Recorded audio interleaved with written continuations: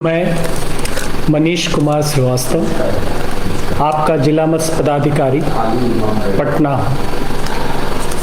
आज फेसबुक के माध्यम से आपसे जुड़ने का अवसर प्राप्त हुआ, इसके लिए बहुत धन्यवाद है जिला जनसंपर्क कार्यालय का और जिला प्रशासन का। आज हम एक ऐसी विधा और ऐसे क्षेत्र के बारे में बात करेंगे जहां सिर्फ रोजगार सृजन ही नहीं होता है, जहां सिर्फ प्रोटीन की उपलब्धता नहीं होती है, जहां सिर्फ कुपोषण से शिकार बच्चों और बड़ों का एक राह नहीं मिलता है, बल्कि एक बहुत ही होलिस्टिक क्षेत्र है जिसे मत्स्य पालन का क्षेत्र कहते हैं। आज हम लोग इस सारी विधाओं के बारे में बात करेंगे, पर इस बात करने के पूर्व हमारे जो राज्य सरकार की सबसे महत्वपूर्ण जो लक्ष्य है वो है बेरोजगारों को रोजगार देना। जैसा हम सभी को पता है कि रोजगार का सृजन सतत रूप से सरकार करना चाहती है और कर रही है, और कई लोगों को रोजगार भी प्राप्त हुआ है। लेकिन रोजगार का मतलब सिर्फ सरकारी नौकरियों से नहीं होता है। रोजगार का मतलब हम निजी क्षेत्र में भी कितनी रोजगार को पैदा कर रहे हैं और उन रोजगारों से कितने लोगों को जोड़ रहे हैं, यह भी बहुत महत्वपूर्ण है। और इसी कड़ी में आज मत्स्य पालन क्षेत्र को चुना गया है और आपसे जुटने का जो यह अवसर मिला है, मुझे ऐसा प्रतीत होता है कि यदि आप और हम दोनों मिलकर अगर चाहें तो पटना में मत्स्य पालन में एक नया आयाम विकसित कर सकते हैं और एक नया लक्ष्य के साथ एक नया आयाम को हम लोग प्राप्त कर सकते हैं। इसमें जो सबसे महत्वपूर्ण चीज है, हम इसको इस ढंग से अगर देखना चाहें कि यदि हमारे यहाँ कोई आता है और आने के समय उसका जो नॉलेज है रिगार्डिंग फिशरीज वह बिल्कुल ही कम है या नहीं के बराबर है। एक नया व्यक्ति नए क्षेत्र में आ रहा है तो क्या सोचेगा, कैसे इस योजनाओं का लाभ ले पाएगा, किन परिस्थितियों में किन चीजों में वो अपना विशेष ध्यान देगा। इन सब बातों के लिए एक छोटा सा हम रोड मैप जैसा दिखाना चाहेंगे कि एक लेमैन है और वो सपोज उसका नाम मोहन कुमार है। मोहन कुमार आते हैं, कहते हैं कि मैं बेरोजगार हूँ, कृषि से उतनी आय नहीं हो पाती है और मैं मत्स्य पालन को एक अपना आय का जरिया, रोजगार का जरिया बनाना चाहता हूं। तो सबसे पहले जिला मत्स्य कार्यालय पटना उनके शैक्षणिक योग्यता के आधार पर उन्हें प्रशिक्षण देता है। हमारे यहाँ मत्स्य प्रसार योजना चलाई जाती है जिसके अंतर्गत प्रशिक्षण कार्यक्रम किया जाता है और इस प्रशिक्षण कार्यक्रम के अंतर्गत हम यह प्रशिक्षण उनके शैक्षणिक योग्यता के आधार पर राज्य के अंदर और राज्य के बाहर उनका सिलेक्शन करते हैं और सिलेक्शन करने के पश्चात उन्हें प्रशिक्षित करते हैं। राज्य के अंदर यह प्रशिक्षण हमारे मीठापुर में जो हमारा मत्स्य का फार्म है वहां दिया जाता है। यह प्रशिक्षण कार्यक्रम 6 दिवसीय होता है। इसमें मत्स्य पालन के विभिन्न आयाम, बिहार के परिदृश्य में हम कौन सी मछलियां पालें, उन मछलियों को पालने के लिए क्या क्या जानकारियां आवश्यक है, जैसे पानी की गुणवत्ता, मिट्टी की गुणवत्ता, मछलियों की प्रजातियों की पहचान, इन सभी बातों से उनको अवगत कराते हैं। और साथ में जो हमारा फिशरीज का इकोनॉमिक्स है, जो हमारा एक अर्थशास्त्र है कि फिशरीज से कितने में क्या करेंगे जिससे यह उनके लिए एक लाभदायक क्षेत्र हो सकता है, ये सारी चीजें प्रशिक्षण में बताई जाती हैं। जिन मत्स्य पालकों का अब मुझे यह बताते हुए बहुत हर्ष हो रहा है कि उच्च शिक्षा प्राप्त कई लोग अब अपने बिहार राज्य की ओर अग्रसर हुए हैं, वो लोग आ रहे हैं बैंगलोर से, दिल्ली से, पूना से, गुजरात से, और ये अपने धरती पर कुछ करना चाहते हैं, अपनी भूमि पर, अपनी माटी में कुछ करना चाहते हैं। ऐसे परिस्थिति में उनकी जो शैक्षणिक योग्यता होती है वो बहुत अच्छी होती है। कभी कभी इंजीनियरिंग ग्रेजुएट्स भी हमारे पास आते हैं, पोस्ट ग्रेजुएट्स भी हमारे पास आते हैं। तो उनको शिक्षित और प्रशिक्षित करने के लिए हम लोग राज्य से बाहर जो अंतर्राष्ट्रीय स्तर की हमारी प्रशिक्षण केंद्र हैं, जिनसे हमारे बिहार सरकार का टाई अप है, पशु एवं मत्स्य संसाधन विभाग का उनके साथ जो टाई अप है, यह उनको एक अवसर देता है कि आप जाएं और नई टेक्नोलॉजी को सीख कर आएं, और नए टेक्नोलॉजी को सीखने के पश्चात आप बिहार में योजनाओं का लाभ लेकर एक नया आयाम तय करें, और जिसमें सिर्फ आप स्वयं ना रोजगार प्राप्त करें बल्कि आपके साथ कई अन्य लोगों को भी रोजगार मिले। तो यह हमारी प्रशिक्षण की योजना है और यह बिल्कुल निःशुल्क है। अब यह होता कहां कहां है, तो बिहार में जैसा मैंने बताया कि यह योजना हमारी मीठापुर फिश फार्म पे होता है, 6 दिवसीय है। इसके अलावा दीप नारायण सिंह सहकारिता केंद्र पे भी हमारा 6 दिवसीय कार्यक्रम होता है।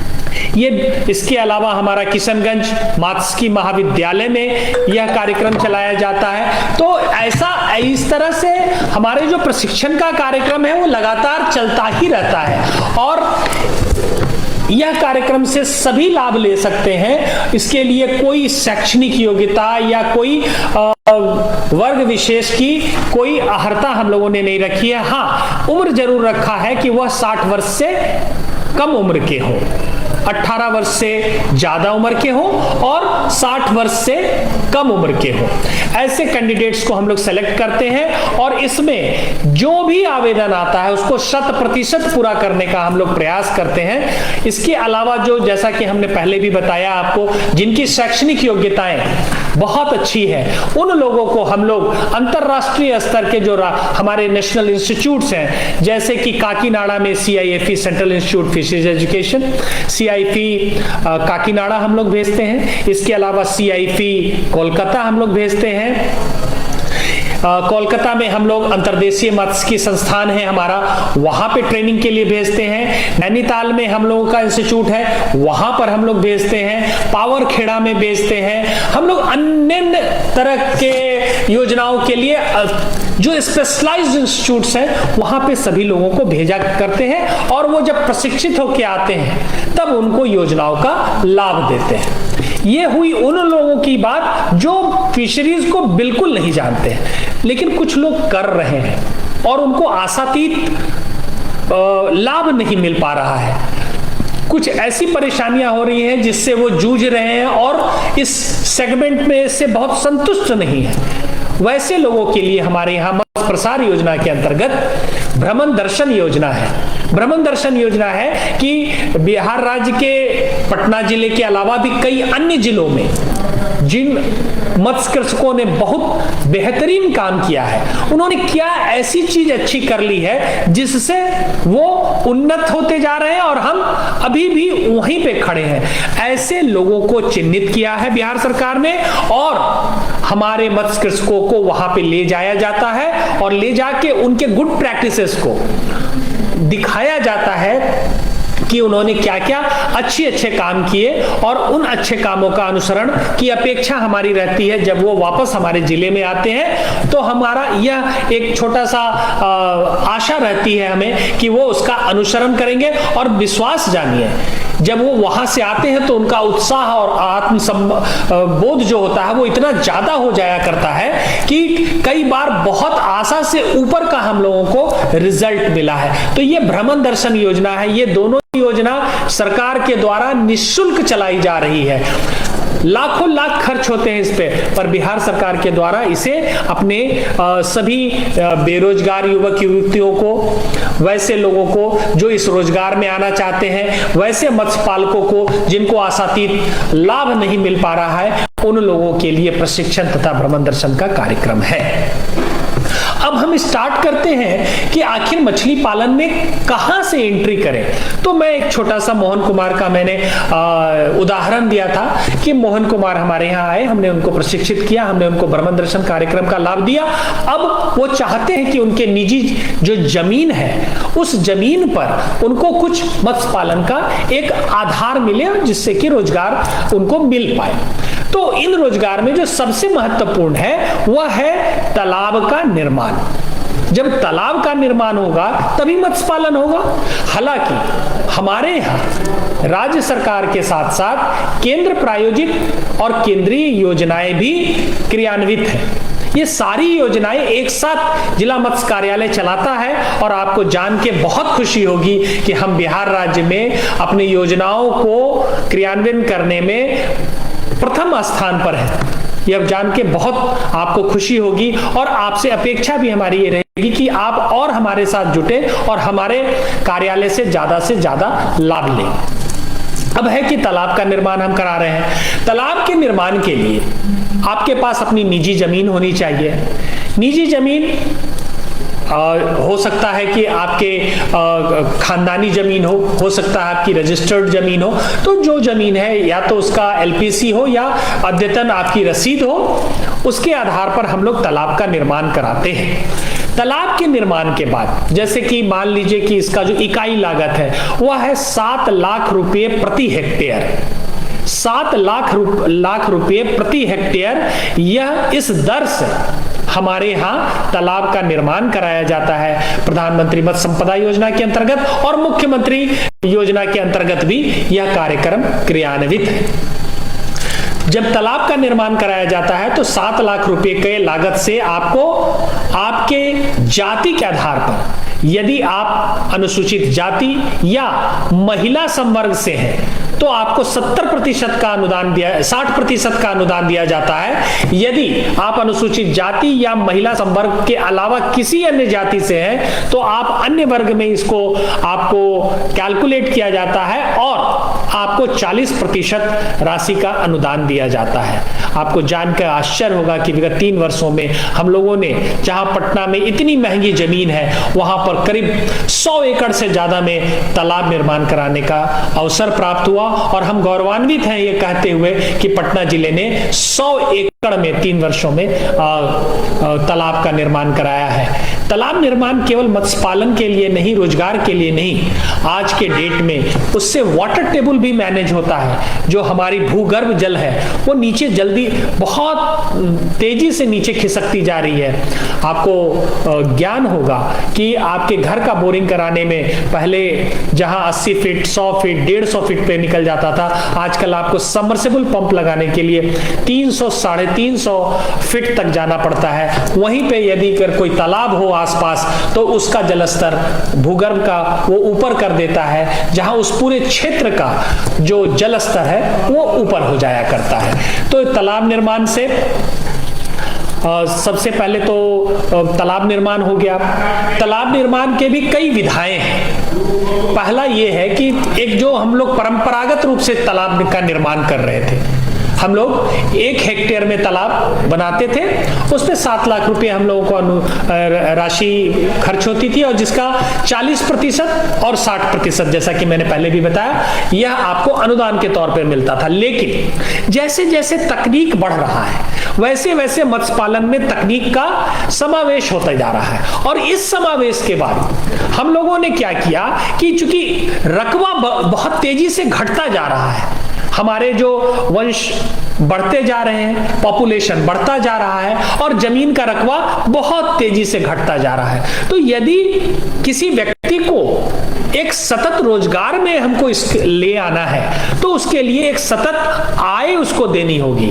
और ये सतत आय कैसे मिलेगी? जब जमीन का टुकड़ा छोटा हो जाएगा तो उससे उतनी आय नहीं मिलेगी, तो वो विमुख हो जाएगा और विमुख हो जाएगा तो वो जमीन भी बर्बाद होगा और उस आदमी को रोजगार भी नहीं मिलेगा। इसको ध्यान में रखते हुए तकनीक का प्रयोग किया गया और बायोफ्लॉक तालाब को लाया गया। बायोफ्लॉक तालाब क्या होता है? एक तालाब में पूरे पॉलिथीन, जिसको तारपोलिन कहते हैं, उसका एक बड़ा सा टुकड़ा लगा दिया जाता है जिसका मिट्टी से कांटेक्ट खत्म हो जाता है और मिट्टी के कांटेक्ट खत्म हो जाने के बाद हम लोग उसमें सघन मत्स्य पालन करते हैं, उसमें ऑक्सीजन की लाइनें बिछी रहती हैं और इसका प्रयोग करके 1 हेक्टेयर के परंपरागत मत्स्य पालन में जितना उत्पादन होता था मात्र 10 कट्ठे। अब आप सोच लीजिए 1/6 भाग 67 कट्ठे का 1 हेक्टेयर होता है, उससे जो उत्पादन हुआ करता था अब यह उत्पादन 10 कट्ठे के तालाब में हो जाता है और 14 लाख रुपए का इस कार्यक्रम में, इस योजना में हमारा वही महिला एवं अनुसूचित वर्ग के लिए 60% अनुदान और इनसे इतर जितने भी लोग हैं उनके लिए 40% अनुदान पर यह कार्यक्रम किया जा रहा है और पटना में यह सफलीभूत भी हुआ है। और देख के यह बहुत खुशी होती है कि जो प्रोडक्शन हमारा 1 हेक्टेयर में हुआ करता था अब वह 10 कट्ठा यानी कि 25 डिसमल के आसपास में हमारा वही प्रोडक्शन हो रहा है। इस योजना का भी बहुत लाभ हुआ है। इसके अलावा आपने देखा होगा कई बार टीवीओ में भी और कई सल्लेखों में आप लोगों ने पढ़ा भी होगा कि बायोफ्लॉक टैंक्स भी बनाए जा रहे हैं। जिनके पास जमीन की कमी है, जो सीमांत किसान है, जिनके पास भूमिहीन किसान है, जिनके पास बहुत ही कम जमीन है। यहां पर एक बात का और उल्लेख करना चाहूंगा, कई लोग ये सोचते होंगे कि मेरे पास तो जमीन नहीं है या भूखंड का बहुत छोटा, हमारे पास बहुत छोटा भूखंड है, हम मत्स्य पालन में कैसे आए। तो उन भाई बंधुओं के लिए हम ये जरूर कहना चाहेंगे कि यदि आप 9 साल 11 महीने यानी 10 साल से 1 साल कम में भी का अगर कहीं भी लीज लेते हैं और वह रजिस्टर्ड लीज होता है तो आपको भी उसका उतना ही लाभ मिलेगा जैसा कि भूमि मालिकों को मिलता है। इसीलिए यह निराश होने की आवश्यकता नहीं है कि मेरे पास भूमि नहीं है या मेरे पास कम भूमि है। आप भूमिहीन होके भी आप लीज पे जमीन लेके ये सारी योजनाओं का लाभ ले सकते हैं, अनुदान का लाभ ले सकते हैं। इसके अलावा एक मुख्यमंत्री समेकित चौर योजना है। यह इतनी महत्वाकांक्षी योजना है कि इसके बारे में भाई बंधु बताते हुए मुझे बहुत हर्ष हो रहा है। वैसी भूमि जो बेकार की पड़ी हुई थी, जहां जलमग्न थी, जल जमाव हुआ करता था, वहां खेती नहीं होती थी या एक फसल हुआ करता था, इस सब को ध्यान में रखते हुए माननीय मुख्यमंत्री की अध्यक्षता में 7 निश्चय पार्ट 2 के अंतर्गत इस योजना को एक महत्वपूर्ण स्थान दिया गया और इस योजना के तहत डिफरेंट मॉडल्स बनाए गए। जैसे लो लैंड है, चौर का क्षेत्र लो लैंड होता है और बेकार की भूमि है, उसको खोद के हम तालाब का निर्माण करते हैं और उससे जो मिट्टी निकलती है उसके अगले भूभाग को उसको ऊपर कर देते हैं। उसमें आप बागवानी कर सकते हैं, इसमें आप फूल लगा सकते हैं, इसमें आप औषधि के फूल लगा सकते हैं, आप उसमें फल लगा सकते हैं, आप उसमें नींबू इत्यादि लगा के उसका उपयोग कर सकते हैं। तो जहां उस जमीन का भी उपयोग हुआ और वहां खेती भी हुई और दोनों के सामंजस्य से हम लोगों का मत्स्य पालकों का आय दुगुना होने का आसार बढ़ा। अब ये जो बेकार पड़ी हुई भूमि है उसके 3 मॉडल्स हैं। एक मॉडल है जहां 1 हेक्टेयर में मात्र 1 तालाब बनेगा जिसकी कीमत 9,69,000 है। इसमें अत्यंत पिछड़ी जाति को, अनुसूचित जाति को, अनुसूचित जनजाति को 70% का अनुदान है और शेष अन्य सामान्य वर्ग के लोगों को 50% तक का अनुदान है। भाइयों बहनों, बहुत ही खुशी की बात है कि 9.69 लगभग 9.5 लाख की इस योजना पर आपको तालाब का निर्माण करना है। 1 हेक्टेयर में 1 तालाब। इसी तरह 1 हेक्टेयर में 2 तालाब की जो योजना है वह 7,32,000 की योजना है, 8,88,000 की योजना है, माफ कीजिएगा, 8,88,000 रुपए की यह योजना है। 1 हेक्टेयर में 2 तालाब। उसी तरह से 1 हेक्टेयर में जो 4 तालाब बनाने की योजना है उसकी इकाई लागत 7,32,000 रुपए है। अब यहीं पर सरकार नहीं रुकी है। जब आप तालाब का निर्माण कर लेते हैं, चूंकि हम एक निर्धन राज्य के श्रेणी में आते हैं और हम ये समझते हैं कि हमारे मत्स्य पालकों को बैंक से लोन लेने में और विभिन्न तरह के फंडिंग एजेंसियों से लोन लेने में परेशानी होती है। इन सभी बातों को देखते हुए राज्य सरकार ने यह योजना को व्यापक विस्तार देते हुए यह निर्णय लिया है कि तालाब तो चलिए मैंने बनवा दिया आपका, चाहे वो ऊंचे के जमीन में हो या चवर के जमीन में हो या बायोफ्लॉक तालाब के माध्यम से हो या बायोफ्लॉक टैंक के माध्यम से हो, तालाब यानी जल संग्रहण क्षेत्र आपका तैयार हो गया। अब इसके बाद कहां मेरे पास पैसा है कि मैं मछली का बच्चा लाऊंगा, प्रोबायोटिक लाऊंगा, एंटीबायोटिक लाऊंगा, मेडिसिन लाऊंगा, खाद लाऊंगा, खली लाऊंगा, चूना लाऊंगा, गोबर लाऊंगा, ये कहां से होगा? इन सब चीजों को ध्यान में रखते हुए राज्य सरकार ने इतनी बड़ी योजना लाई कि 4 लाख रुपए प्रति हेक्टेयर के दर से उन्नत इनपुट की योजना लाई कि यदि आपके पास तालाब आप निर्माण कर लिया है आपने, तो आपको 4 लाख रुपए प्रति हेक्टेयर के दर से आपको एक सहायता की जाएगी, जिसका पुनः उसी तरह चवर के क्षेत्र में 70% अनुदान है आपको अत्यंत पिछड़ा, अनुसूचित जाति और जनजाति के लिए, और शेष अन्य वर्गों के लिए है वो 50% है। और उसी तरह केंद्र प्रायोजित योजना के लिए 60% है हमारी अनुसूचित जाति, जनजाति एवं महिला के लिए, और शेष अन्य के लिए 40% है। तो अभी हम लोगों ने प्रशिक्षण प्राप्त कर लिया, हम लोगों ने तालाब का निर्माण कर लिया, नए तकनीक से भी तालाब का निर्माण कर लिया, और अब हम लोगों ने बीज के लिए, खाद के लिए, खल्ली के लिए इत्यादि जो भी हमारे रेकरिंग खर्चे हैं उसका भी पैसा सरकार ने 4 लाख रुपया प्रति हेक्टेयर के दर से 50%, 70%, 60% और 40% विभिन्न श्रेणियों में आपको अनुदान दे दिया। अब आपकी मछलियां बनके तैयार हो रही हैं। अब बनके तैयार हो रही हैं, मैंने पहले भी कहा कि हमारी जो भूखंड है, जो लैंड होल्डिंग है हमारे दक्षिण बिहार की, वो बहुत कम है। पर व्यक्ति अगर देखेंगे तो बहुत कम है। तो आखिर कैसे हम प्रोडक्शन बढ़ाएं? क्योंकि मुझे तो एक सतत रोजगार देना है, एक सतत आय देना है हमारे बेरोजगार व्यक्तियों को। तो ये कैसे संभव होगा? तो ये जब तक हम लोग सघन मत्स्य पालन की ओर नहीं जाएंगे, तो जब सघनता होगी, मतलब हमारा 1 एकड़ में 5,000 बच्चा छोड़ना था, अब हमको 1 एकड़ में 10,000 बच्चा छोड़ना है, अब 1 एकड़ में हमको 15,000 बच्चा भी छोड़ना है यदि, तो आखिर कौन सी ऐसी टेक्नोलॉजी ले जाए? तो जो सघनता बढ़ाते हैं, तो जो जल में घुलनशील ऑक्सीजन है उसकी मात्रा धीरे धीरे कम होने लगती है, तो ना तो मछली बढ़ता है और नित्य मछली मरना शुरू हो जाता है। इसको ध्यान में रखते हुए राज्य सरकार ने एक बहुत ही महत्वाकांक्षी योजना पुनः लाई, एरेटर अधिष्ठापन की योजना।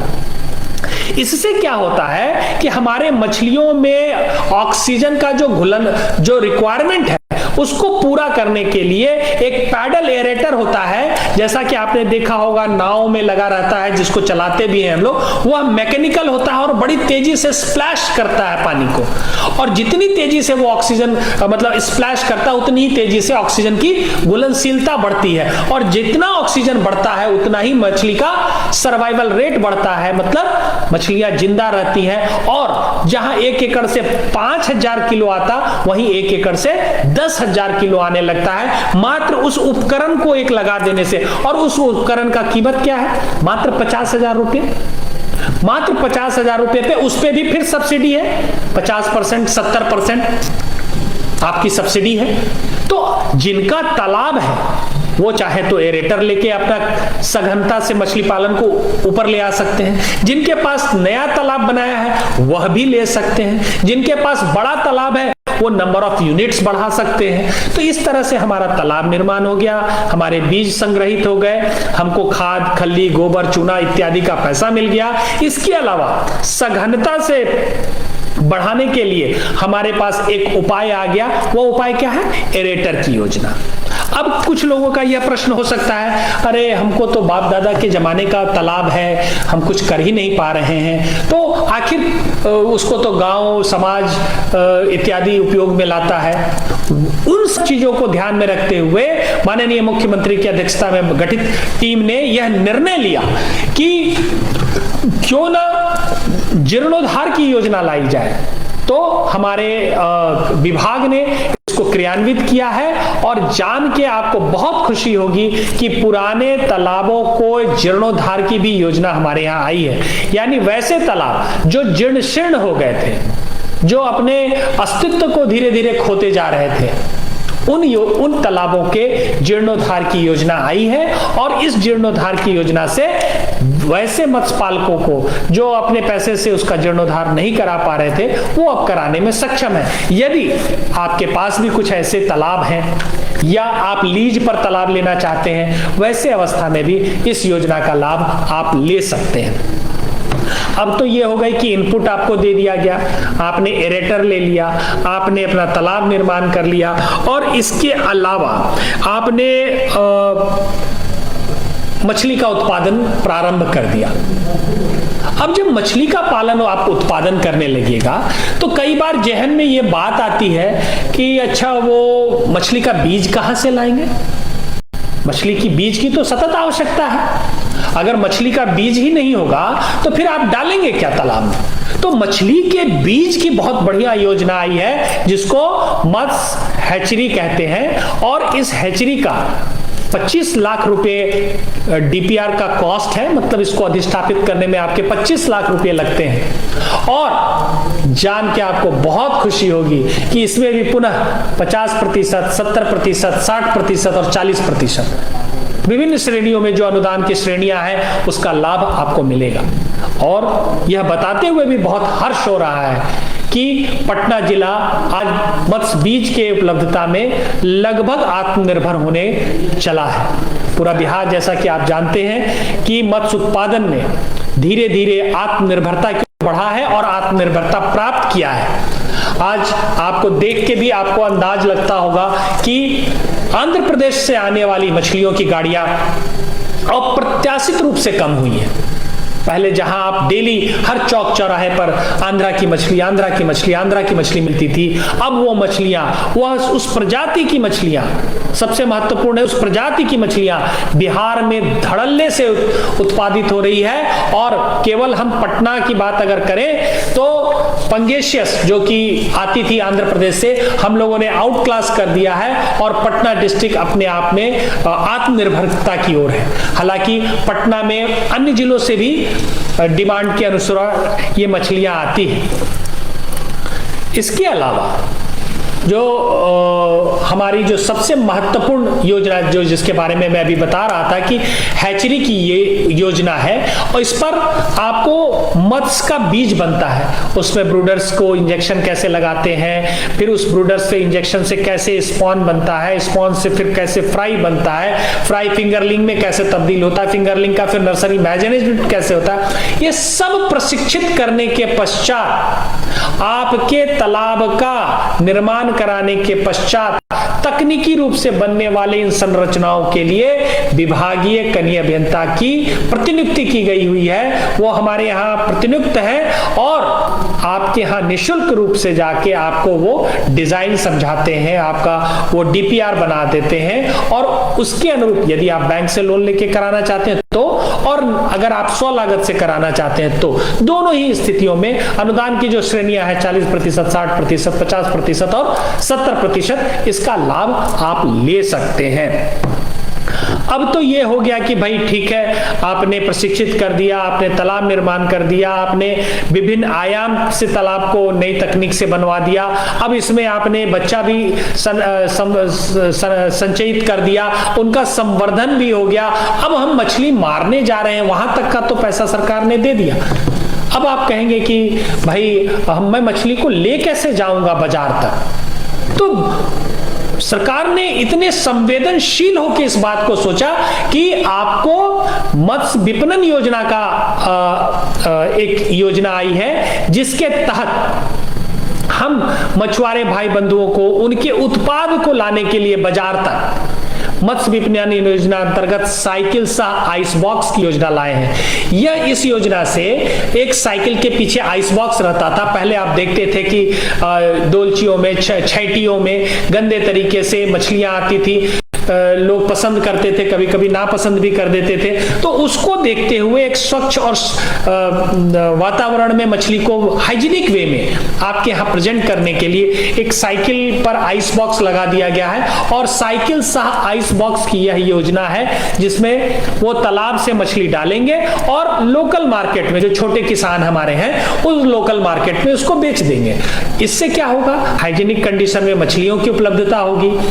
दूसरा, वो आइस बॉक्स है, हमारे मछुआरे भाई बंधुओं का मछली बहुत पेरिशेबल है, वो तुरंत खराब होने लगती है और उसके बाद तो फिर आपको पता है वही पुरानी कहावत, ले दही दे दही वाली बात होने लगती है। तो इसको, उनके उत्पाद के मूल्य को सुरक्षित करने के लिए सरकार ने आइस बॉक्स की योजना साइकिल के साथ लाई, जिससे यदि उत्पाद उनका खराब हो रहा हो तो वो आइस बॉक्स में रख दे और अगले दिन पुनः उसको बेच सकते हैं। तो यह साइकिल सा आइस बॉक्स हुआ।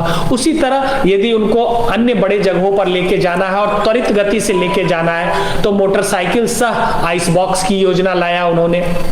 इसके बाद अगर मात्रा अधिक बढ़ गई है तो 3 पहिया वाहन में मछलियों को ले जाने की व्यवस्था है। और विश्वास करिए भाइयों बहनों, इसमें आपको 40%, 60%, 50% और 70% इतने अनुदान का जो हमारी श्रेणियां हैं, इन विभिन्न श्रेणियों में आपको इसका लाभ दिया जाता है।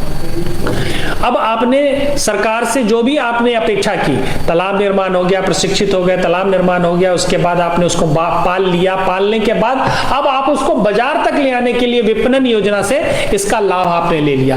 अब है कि विपणन हम खुद करना चाहते हैं, हम किसी बिचौलिए को नहीं लाना चाहते, कोई थर्ड पार्टी आना नहीं चाहती, हम अपने उत्पाद का पूरा मूल्य लेना चाहते हैं। तो क्या करेंगे? तो सरकार ने पुनः एक बाजार की योजना लाई जिसे कहते हैं जिंदा मछली विक्रय केंद्र।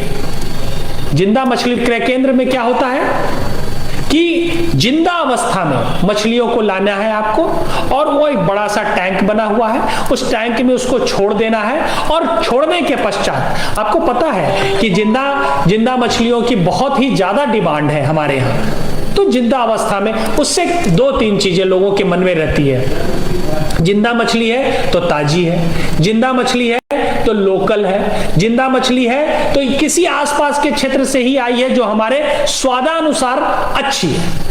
तो इन सभी चीजों का फायदा हमारे मत्स्य पालकों को मिलता है। तो जिंदा मछली विक्रय केंद्र की योजना आई है। अब इसमें आपको जो है करीब 2500 स्क्वायर फीट में आपको बाजार बनाना है। 5 आपको स्टॉल्स बना देने हैं जहां पे मछलियां बिकेंगी, और एक बड़ा सा आपको उसके साथ बना देना है कंटेनर जिसमें जिंदा अवस्था में मछलियां रहेंगी।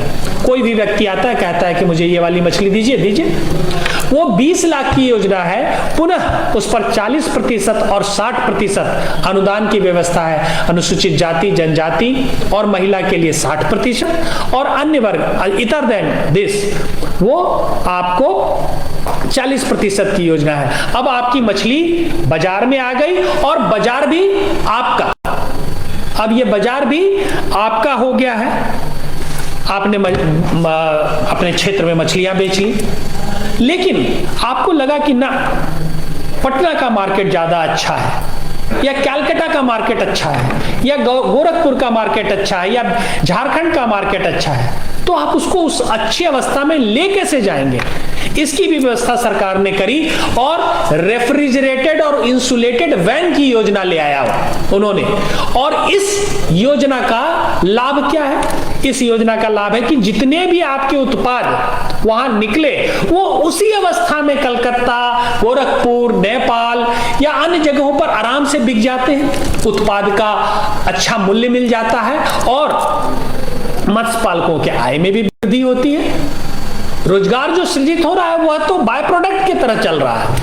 अगर 1 एकड़ का तालाब निर्माण होता है तो विश्वास जानिए कि 3 प्रत्यक्ष रोजगार सृजित होता है और 15 अप्रत्यक्ष रोजगार सृजित होता है। ऑन एन एवरेज 18 रोजगार आपके सृजित होते हैं 1 एकड़ के तालाब पर। तो आप सोच सकते हैं कि ना सिर्फ आप अपने रोजगार की बात कर रहे हैं, आपके साथ मछुआरे जुटते हैं, आपके साथ उसका चौकीदार जुटता है, आपके साथ ट्रांसपोर्टर जुटता है, आपके साथ विक्रेता जुटता है। तो 1 एकड़ से 18 औसतन 18 आपके रोजगार सृजित होते हैं। अब आपने अपना उत्पाद प्रोड्यूस कर लिया, आपने लोकल मार्केट में भी बेच लिया, अब लोकल मार्केट से भी ज्यादा प्रोडक्शन हो गया, अब आपको उत्पाद का उचित मूल्य मिलना है, तो आपको सरकार रेफ्रिजरेटेड वैन देती है। 25 लाख रुपए की यह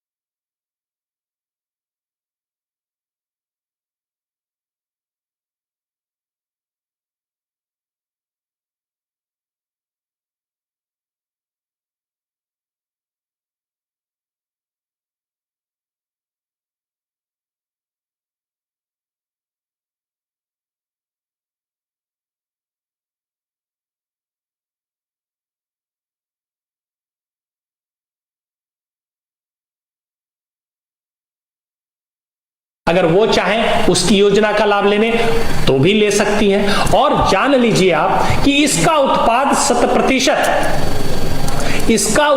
100% बाजार में खपत हो जाना है।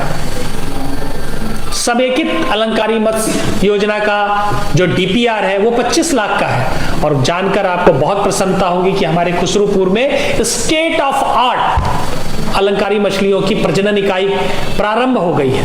आप चाहें तो वहां से आप मछलियों के बच्चे को संवर्धन कर आप बाजार में बेच सकते हैं। इस योजना को भी लगाने के लिए सरकार की तरफ से पैसा अनुदान दिया जाता है।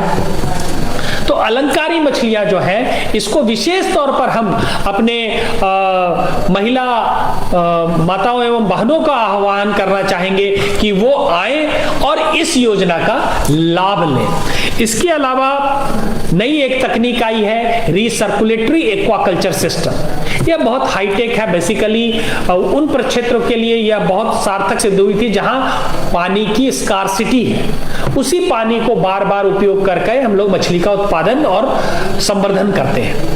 लेकिन आपको पता है कि धीरे धीरे पानी की कमी होते जा रही है, शुद्ध पानी मिलना मुश्किल हो गया, पीने के पानी की स्कार्सिटी हो रही है।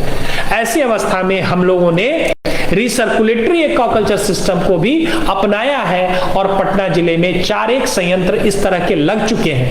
हम चाहते हैं कि वो भाई बहन, वो बेरोजगार युवक जो इस तरह की योजनाओं का लाभ लेना चाहते हैं, कम जगह में ज्यादा लाभ लेना चाहते हैं, वो अपना एक रोजगार सृजित करना चाहते हैं, तो वो इस योजना को जरूर इसका फायदा उठाएं। इसके अलावा अब ये सारी बातें मैंने बता दी। अब इसके अलावा होगा कि आखिर मछली भोजन क्या करेगी। आपको जान के बहुत आश्चर्य होगा कि हमारे मत्स्य आहार का डिमांड बिहार में 60,000 मैट्रिक टन कोरोना काल के पूर्व का था। अभी ये बहुत और बढ़ा है क्योंकि उत्पादन बढ़ा है तो डिमांड मछली के खाने का बढ़ा है। आपको जानना होगा यहाँ पे कि करीब करीब मोटे तौर पर औसत तौर पर 1 किलो अगर मछली होती है तो वो 1.5 किलो खाना खाती है मोटे तौर पर।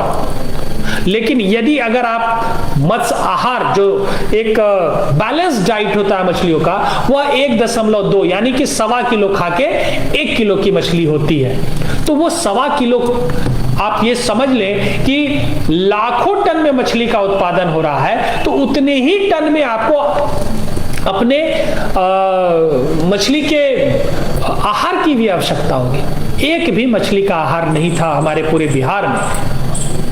एक मधेपुरा में खुला, कतिपय कारणों से वो धीमा उत्पादन कर रहा था। इस बात को ध्यान में रखते हुए, चूंकि पटना एक केंद्रीकृत जगह है, सेंट्रलाइज्ड जगह है, यहाँ पे हम लोगों ने करीब करीब 2 बहुत बेहतरीन मत्स्य आहार उत्पादन इकाई को तैयार कर लिया, और ये उत्पादन इकाई अब उत्पादन कर रही है। और हमारे लोकल मत्स्य कृषक को सब्सिडाइज तो नहीं कहेंगे, क्योंकि इसमें बहुत ज्यादा इस बिजनेस में अभी बाहर के प्लेयर्स आ गए हैं, तो रेट काफी होता है। उसको ध्यान में रखते हुए स्थानीय स्तर पर उपलब्ध रॉ मटेरियल से हम लोग खाना बनाने का प्रयास कर रहे हैं। 2 स्टेट ऑफ आर्ट हमारी योजनाएं पूरी हो गई है। एक पुनः बख्तियारपुर में बनने को तैयार है, जो 6.5-7 करोड़ के लागत से बन रहा है। हालांकि योजना 2 ही करोड़ की है, लेकिन चूंकि उसमें कई तरह के अन्य चीजों का समावेश किया गया है, तो बहुत बड़ी योजना हमारी बख्तियारपुर में आ रही है। अगर कोई भाई बंधु 2 टन, 8 टन या 20 टन प्रतिदिन की क्षमता का मत्स्य आहार संयंत्र लगाना चाहते हो, तो भी सरकार उनको 40% और 60% संवर्ग के हिसाब से आपको मदद करती है। इसके अलावा आपने देखा होगा पटना या आपके भी कई क्षेत्रों में कि आजकल ठेलों पर और डिफरेंट मोबाइल वैन्स में आप खाने पीने की चीजें बिक रही है। इसको ध्यान में रखते हुए पुनः सरकार ने मोबाइल फिश कियोस्क की योजना लाई, जहां पे कि बेरोजगार युवक युवती एक गाड़ी खरीद सकते हैं और उस गाड़ी को ट्रांसफॉर्म कर सकते हैं किचन में। आपने देखा होगा पटना के कई क्षेत्रों में इस तरह की कई गाड़ियां घूम रही हैं। हम लोगों ने प्रयास किया है और करीब 6 गाड़ियां हम लोग जनवरी में लॉन्च करने जा रहे हैं। यदि कोई भाई बंधु इस योजना का लाभ लेना चाहता है तो 10 लाख की इस योजना का लाभ ले सकता है 40% और 60% के अनुदान दर पर। इसके अलावा यदि आप मछली बेचने का कोई और छोटा सा दुकान करना चाहते हैं, जिसको फिश कियोस्क कहते हैं, तो आप वो कर सकते हैं। 600 वर्ग फीट की आपको जमीन केवल स्पेस की आवश्यकता है। 10 लाख की ये योजना है, 40% और 60% उस पर अनुदान है। इसके अलावा अन्य भी बहुत ढेर सारी योजनाएं हैं जिसका आप लाभ ले सकते हैं। और इस मंच से मैं आप सभी का आह्वान करना चाहता हूं कि आप सभी आए और मत्स्य विभाग से जुटे। अनंत योजनाएं हैं, अनंत इसकी संभावनाएं हैं। आइए हम सब मिलकर बनाएं एक समृद्ध बिहार।